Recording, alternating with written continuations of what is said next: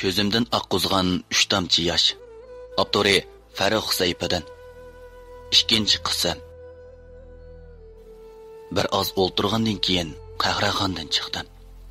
Asli xiyolim barmoq diskida bo'g'ashqa ishxonaga boldurli kirib, kompyuterga soldim va ichidagi mazmunlarga ko'z yurtdim. Kompyuter ekranida Gulshanning simosi paydo bo'ldi. U ustiga bemorlar kiyimi kiygan, chiroyi sal tatargan, burunqidan ozroq o'rg'lab qolgan edi. Qanday ahvolingiz Akbar? Yaxshi turibsiz? Mening holimni so'rsangiz. Men yaxshi. Burun siz ko'rgandekla. U ko'zlaridagi yoshlarni surtatdi. Uning yig'layotgani aniq edi. Balki bu filmni ko'rgan vaqtingizda men bu yerda mangulik yiroqlashgan bo'laman. Iliq kuni kechligi siz cho'qim meni xato tushunib qoldingiz. Asli men o kuni sizni mashina derazasidan ko'rgan edim. Men sizni yenimga keladi-ku deb o'ylagan edim. Biroq siz kelmadingiz. Mush chaqda mening sizni chaqirgudek, yeningizga borgudek madarim yo'q edi. Chunki men yerim kundek fiziologiyalik davolashdan tushgan edim. O kuni siz ko'rgan kishi mening mas'ul doktorim. Atsi, sizga qayta telefon qildim. Biroq telefoningiz edi. Men shunda sizning mendan ranjiganligingizni, meni xato tushunganligingizni his qildim. Biroq men nimani degan bilan siz ishonmaysiz. Shundaqdami? Men sizga ko'rishishni aytdim. Ko'rishganda sizga hammani aniq amaliy ahvolni tatib aytmoqchi edim.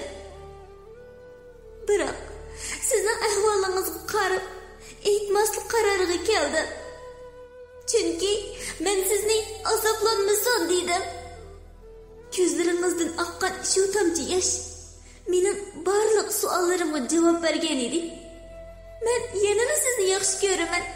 Yuragimning chunqur qatlamlaridan sizni suyatdi. Bilamsiz, siz men hayotimda eng suyadigan odamlarimning birisiz edingiz.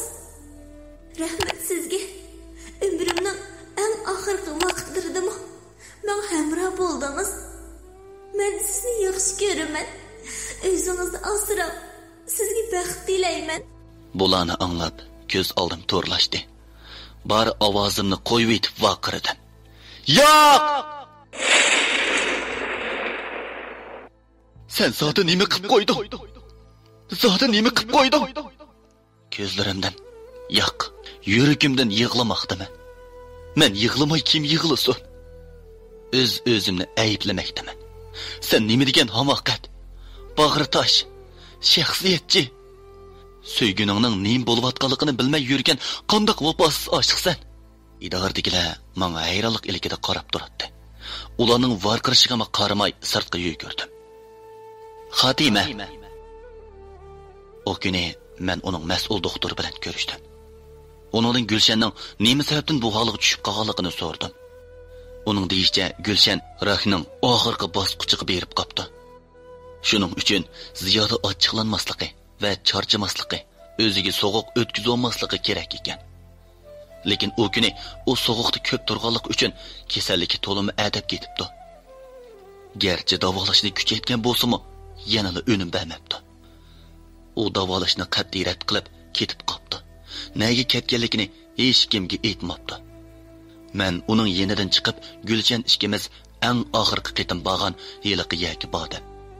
Qarasam, oddiy qilib yasalgan qora bovoy turibdi. Uning bo'ynida bir sharp turibdi. Men sharpini qo'limga oldim. Orasidan bir konvert turibdi. Xatni ichib o'qidim. Bu mening yurayotganimizga 3 yil bo'lganiga sizga qilgan sovg'am bo'lsin. Men siz bilan to'y qilib, baxtli turmush kechirishni o'ylagan. Biroq taqdir mushundaq rahimsiz bo'lib qoldi. Sizni eslab turaman. Meni eslaganda bu sharpini purang. Bu sharpida mening hidim bor. Sizni sevaman. Aman bo'ling. Yerga yiqildim. Ko'zlarimda yuragimda azobli qon yosh. To'xtamasdan bir so'zni takrorlamoqdaman. Seni suyman Gulshan. Seni suyman. Seni suyman. Meni kechir Gulshan. Yaqinla joyda anglangan qutquzish mashinasining ovozini anglab, shu yerga qarab yugurdim.